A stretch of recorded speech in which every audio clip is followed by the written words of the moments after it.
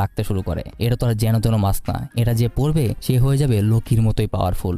হয়তো তাই সে কিছুক্ষণের মধ্যেই তার চেহারা এরকম হয়ে যায়। সে পার্টিতে ঢুকেই 2 মিনিটের মধ্যে পার্টিকে একদম মাতিয়ে তোলে তার পাগলামি দিয়ে। আপনারা যারা আগের মাস্ক সিনেমাটা দেখেছেন তারা তো সবাই জানেন এই মাস্ক যে পরে সে সম্পূর্ণ অন্যরকম একটা মানুষ হয়ে যায়, আর তার মাথায়ও লোকির মতো শয়তানি বুদ্ধি ভর করতে থাকে। সে ধুমধাম পাগলামি করতে থাকে। পার্টি শেষ হয়ে যায় কিন্তু তার পাগলামি শেষ হয় না। সে বাসায় গিয়েও তার বউয়ের সাথে কুটুর মুটুর করতে থাকে। আর ফলাফলে সেই দিনই জুলির পেটের ভেতরে বাচ্চা আসতে শুরু করে। কুটুর মুটুর করার সময় যেহেতু সে মাস্ক পরা ছিল তাই পেটের বাচ্চার ভেতরেও সেই মাস্কের পাওয়ার চলে আসে। রাতের বেলা ঘুমের মধ্যে রনের মাস্কটা অটোমেটিক খুলে যায়। সে সকালে উঠে প্রতিদিনের মতোই কাজে যায়। আজকে কাজে যেতেই ফেমাস কার্টুনিস্ট তাকে ডেকে পাঠায় আর তাকে বলে তার কার্টুনের ব্যাপারে সে ভেবে দেখেছে আর তার আইডিয়া নিয়ে সে কাজ করতে রাজি আছে। রন বাড়িতে গিয়ে খুশিতে জুলির সাথে নাচতে শুরু করে, কিন্তু সেই নাচ আর বেশিক্ষণ টেকে না। একটু পরেই জুলিকে তার হাসপাতাল নিয়ে যেতে হয়। ডাক্তার বলে আপনার বউ প্রেগনেন্ট।